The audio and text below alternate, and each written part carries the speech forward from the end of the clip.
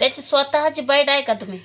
पहिलं ते म्हणतो हॉटेलमध्ये गेलो, ऑर्डर बिर्डर केली, भाजी बिजी ऑर्डर केली आणि तिथं बघितला विजय पंडित सिंग, आमदार विजय पंडित सिंग, त्यांचा फोटो बघून ह्याचा मातसूळ उठला म्हणे आणि ते तिथून पळत सुटला म्हणे. पण तो असाच पळत सुटला नाही, मातसूळ उठला नाही. त्याने आधी तिथं खरी खोटी ऐकवली मालकाला, त्या हॉटेल मालकाला. हसले, ह्या पुसण्याचे फोटो इथं लावता का बरं ह्याचे फोटो लावलेत? त्याच्या भाषावरून तुम्ही ऐकू शकता. तो असं बोलला आणि परत वरून अशा लोकांचे फोटो कशाला काय ते परत अजून बोलला.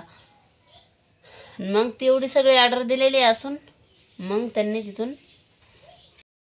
नमस्कार मंडळी, जय शिवराय. तर चला म्हटलं आज विषय घेऊया. त्यांच्यावर मदत करणाऱ्यांना सुद्धा त्यांनी त्याच्यावर केसमध्ये अटकलंय आणि त्यांच्यावरच गुन्हे दाखल केलेत. तर तुमची किती मानसिकता बिघडलेली आहे. काय म्हणतात ना, बुडतीच्या पायात ढवाकड झाले का, असंच होत असते. आणि त्याची भाषा बघा, इतकं लागलंय तरी. आणि तो त्या काय नाव आहे त्या म्हाताऱ्याचं, तो म्हणला होता बाया नाचवल्या, त्या म्हाताऱ्यासोबत म्हणतोय पाटलाला मी माझ्या भाषा शिकवतो, माझी भाषा पाटलाला कळती. ते मी फोटो लावते. पाटलासारखी भाषा मला बी येते बोलता म्हणे. पाटलाला जी भाषा कळती ती भाषात मी सांगतो म्हणे. म्हणजे तुझ्यासारखे हे पुसणे बी पाटलाला बोलणार. आणि मी मारायला समर्थन करत नाहीये, मारण्याला ह्याला समर्थन देत नाहीये मी. पण अशी भाषा वापरलं तर असंच होणार. अशी जर तुम्ही खुलेआम त्याची कोराडीची भाषा करताय, तुम्ही अशी पळू पळू लुंबू मारण्याची भाषा करताय, बरोबर का? मग तुमच्यासोबत असं होणार नाही तर का तुमची आरती पूजा होणार? अशी घाणाचे घाव, बोललेले घाव कधी बुजत नाहीत, हे तर कधी ऐकलेलंच असन.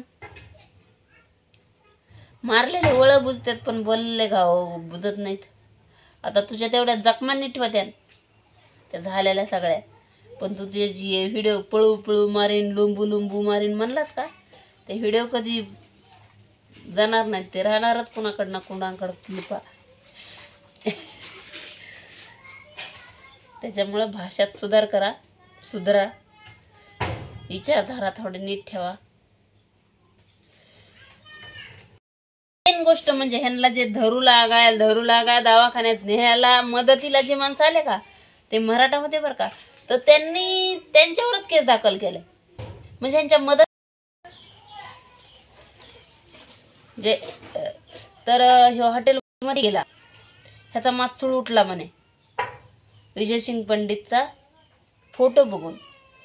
त्याचा मातसूळ उठला आणि त्याने विचारलं हॉटेल मालकाला, तिथं काउंटरवर बसलेल्या आहे मॅनेजरला म्हणा, तर ह्याचा फोटो कमून लावला आहे, हे पुसण्याचा फोटो कमून लावलाय.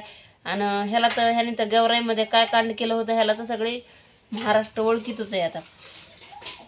तरी त्याच्याच बाईटमध्ये त्यांनी सांगितलंय, लागल्यापासून पुढच्या बाईटमध्ये त्यांनी सांगितलंय की मी तिथं फोटो बघितला आणि हॉटेलमधून बाहेर आलो. फोटो बघितल्या तो हॉटेलमधून डायरेक्ट बाहेर नाही आला. फोटो माझ्या गळ्यातली माळ माऊली आणि कपाळाला टिळा बघून तुम्हाला मी काय संत वाटलो काय?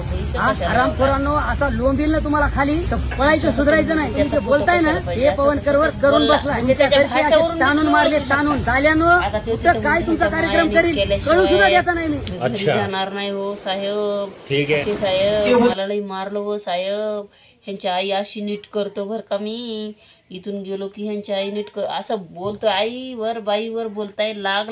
इथं लागलं होतं, काल इथं लागलं होतं, तुम्ही बघू शकता फोटोमध्ये. हे हाताला असा झोपलेला होता, ह्या हाताला पट्टी होती. आज तर त्या पट्टीच्या जागेवर काहीच नाहीये, पट्टी सोडेल, पट्टीच्या जागेवर काहीच नाही. गुडघ्याला 2 पट्ट्या बांधलेल्या, पट्टे म्हणजे इतकुल्या चिठ्ठ्या गुडघ्यावर ठेवलेल्या म्हणजे गुडघे फुटलाय. आणि डोक्याला काल असं सगळं घेरून घेतलं होतं ना, आज फक्त इथं डोकं बांधलेलं आहे. म्हणजे हे कुठं नाही करणार, मराठा समाजाचं नाव घेणार, हे कुठं बी झगडे करणार, भांडणं करणार. त्या अमोल तोर भाऊचं नाव उगतच घेतात, कारण की ह्यांचं माजलगाव जवळ झालंय म्हणून. काय तुमची विचारधारा आहे? अमोल तोर भाऊचं नाव उगच घेसडलं चाललंय इथं. पहिलं म्हणतात, एकदा म्हणतात विजय पंडित सिंगच्या माणसांनी, एकदा म्हणतात जरांगीच्या माणसांनी. तो काय म्हणतो, आमच्या गाडीत 7-8 जण होतो आम्ही. त्यांच्या गाडीत 7-8 जण होते, ते का पण पुढे येणार सांगायला काय काय झाली घटना म्हणून. एक तरी आला, कालपासून एक तरी आला पुढं, एक सुद्धा नाही आला. हे फक्त दीपक भाऊचं आंदोलन मोडीचं आणण्यासाठी हे सगळं काही कारस्थान रचू राहिलेत. नेमकं त्याच रात्री ह्यांच्यावर हल्ला होतोय, त्याच्या आदल्याच रात्री नवण्याची गाडी जळली जाती, त्याच्या आदल्या रात्री हाके बिमार पडतोय. बघितलं का? म्हणजे ह्यांची टोळीची इन्कम कमी होण्याची ह्यांना भीती वाटत आहे. ह्यांची टोळीची इन्कम कमी होण्याची भीती वाटत आहे. आता ते इमानदार नेतृत्व भेटलंय धनगर बांधवांना, लोक सगळे तिकडं जाणार. भावांना तर बोलूया ते काय पवन करवर, तो काय साधू संत नाही, ते स्वतःच म्हणतो आहे मी काय संत नाही, असं पळू पळू लोंबू लोंबू मारन, अशी त्याची भाषा आहे बरं का.